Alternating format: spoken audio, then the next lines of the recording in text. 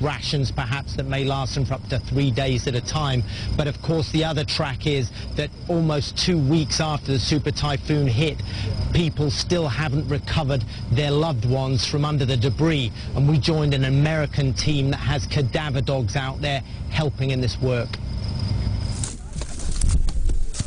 It's a grim job, but somebody has to do it. Help, bring some closure to family and retrieve their loved ones, and it's a good mission. Black Lab Patella, her handler Jim Hook and rescuer Adam Marlett are part of an American charity. We're fine. They hunt for bodies in the wreckage of natural disasters. Underneath the ship, because it looks like it just smashed everything, and I guess that one of the guys Today they're down by Tacloban port. As the super typhoon hit, it whipped up a massive wall of water. This is what's left. The best way that I could put it would be the collateral damage of the earthquake with the water impact of what happened after the tsunami. It's been a week and a half since the storm, but recovery efforts are only just beginning. The locals have estimated over 100 are deceased there. Patella sniffs out the dead, entombed in the ruins of their homes. Patella, she started her training from 8 weeks old. She's 4 years old now. You can see the debris, the nails sticking out, there's glass, everything. The dogs learn in their training to, watch where they're walking. But, still, you got to watch for injuries on the dog. She's soon onto something. She's pulling scent from over here. She's pulling scent from there. Police and other volunteers lend a hand. Now go to push from that side. Pull. Grudgingly, the debris is giving back lost souls. Since Patella arrived, she's helped find 100 bodies or more. But behind each number, there's a name, there's a family. And it's a grim score that her handlers say they'd really prefer not to keep. It's definitely gruesome, and it's definitely a rough task. Do you want to pet her? See, she's nice. You can pet her. Yeah.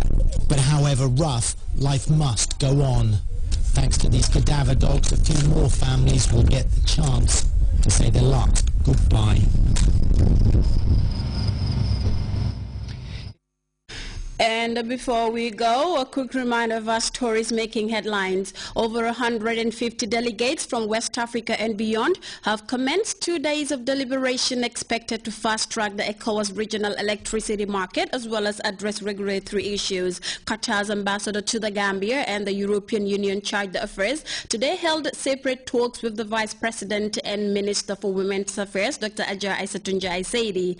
China has looked beyond its territorial dispute with the Philippines and sent relief workers to aid recovery efforts 12 days after the devastating super typhoon unleashed its fury. And bucking the trend and defying the odds, Poland is moving towards full economic recovery, whilst bigger European economies remain in the throes of the global economic crisis. That was all in this edition of the news. Thanks for your time, and inshallah we'll see you again at 2200 hours for more news. Until then, I am Fatou Janembai.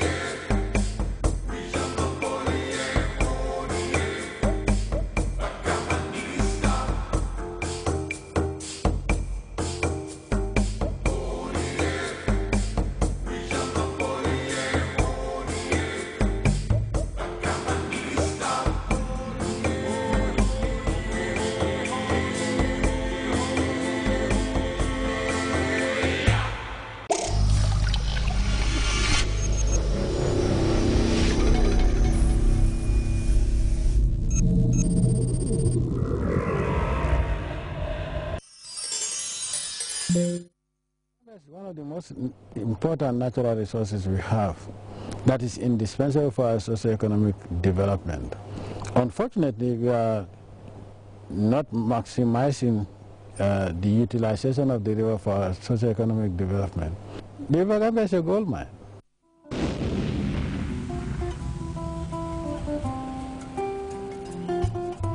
Bright morning sun is beaming over the city of Banjul.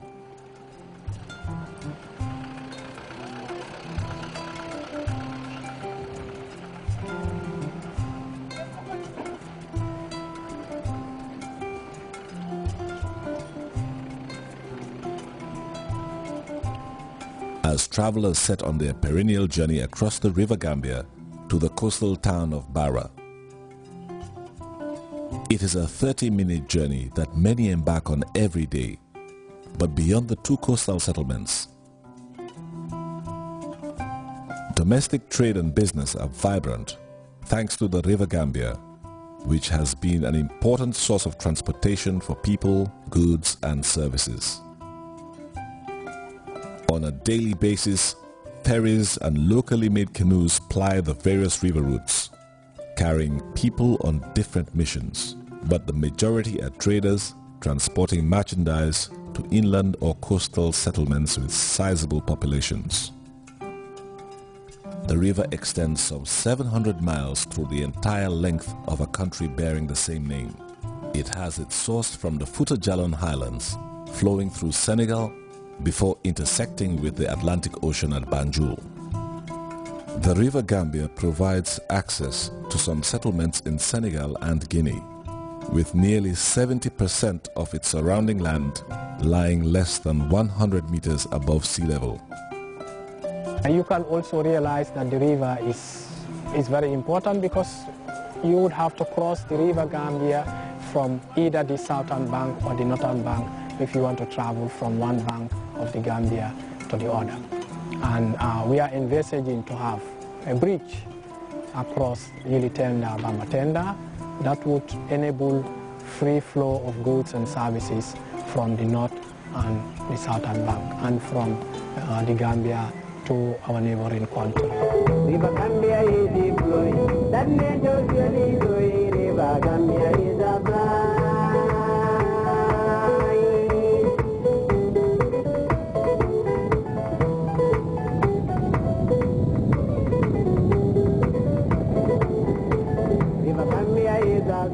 The river has both an estuarine and freshwater ecology, defining its surrounding vegetation pattern.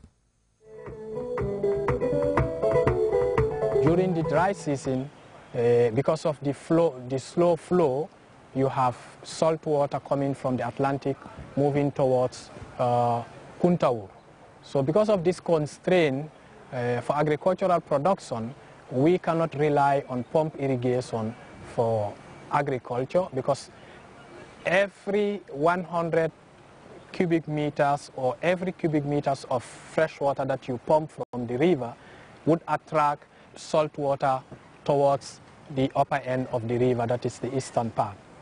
Salt water intrusion affects some peripheral environments, especially in the dry season.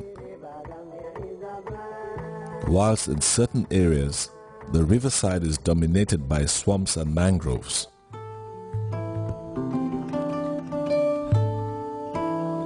Where the water is fresh, the banks are lined with gallery forests.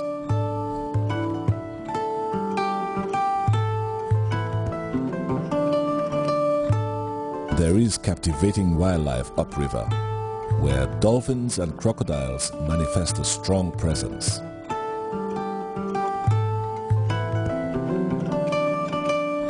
But they have a more domineering neighbor, the hippo, whose massive size and attributes remain a mystery to many locals.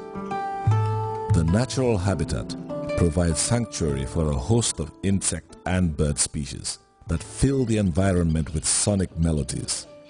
This has been a fete for bird watchers.